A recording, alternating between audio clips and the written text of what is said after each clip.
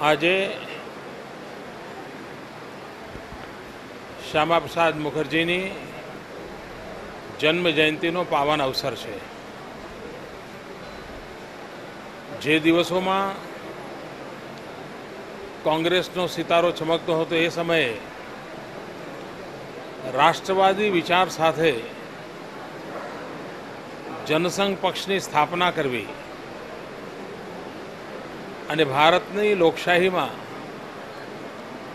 એક પક્ષીય રાજકારણને બદલે એક ઓલ્ટરનેટ પોલિટિકલ પાર્ટી દ્વારા લોકશાહીને સમૃદ્ધ કરવાનો એક ભગીરથ પ્રયાસ ડૉક્ટર શ્યામા પ્રસાદ મુખર્જીએ કર્યો હતો।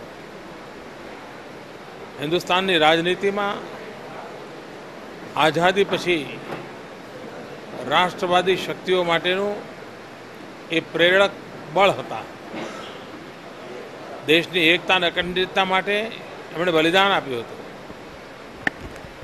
કાશ્મીરના એકીકરણ માટે સંઘર્ષ કરનાર એ વીર પુરુષ હતા।